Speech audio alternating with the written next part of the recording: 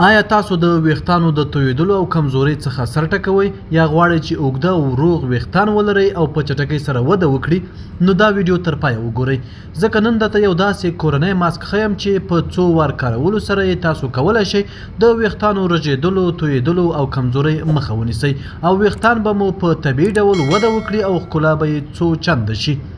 د دغه ماسک د اړتیا وړ مواد دي: یوه کاشوغه د ناریال تیل، یوه کاشوغه د زیتونو تیل، یوه کاشوغه د الویرا جل، یوه د هګۍ زیړ. دا ټول مواد ډیر ارزانه دي او تقریبا په هر کور کې پیدا کیږي. دا ماسک ډیرې ګټې لري: د ویښتانو ریښې قوي کوي، د ویښتانو ماتېدنه او تویدنه کموي، سر کې وینه ښه جریان پیدا کوي، ویښتان نرم، ځلا لرونکي او ژر اوږدوي.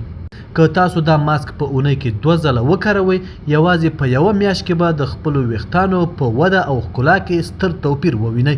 د جوړولو طریقه: په یوه کاسه کې هګۍ ژیړ واچوئ، پرې الویرا جیل اضافه کړئ، وروسته د ناریال او زیتونو تیل ورسره ګډ کړئ، ښه یې ګډ کړئ څو یو نرم کریمي ماسک جوړ شي. د کارولو طریقه: لومړی خپل ویښتان لږ لمده کړئ، ماسک د ګوتو په سرو د ویښتانو له ریښو تر پایو پورې پر سر کې ووهئ، لږ نرم مساج ورکړئ څو مواد د پوستکي سره ښه جذب شي. ویښتان د پلاستیکي ټوکر سره وپوښئ، لږ تر لږه 30 دقیقې پرېږدئ، وروسته یې په نیم ګرمو اوبو او نرم شیمپو پرېمنځئ.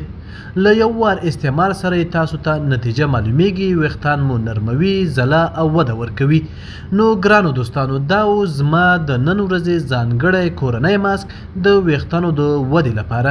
که تاسو هم غواړئ اوږده، روغ او ځلا لرونکي ویښتان ولرئ، نو دا ماسک حتما وازمویئ. هیر مو نشئ ویډیو لایک کړئ، چینل سبسکرایب کړئ او په کومنټ کې راته ولیکئ چې تاسو د کومو طبیعي ماسکونو تجربه لرئ.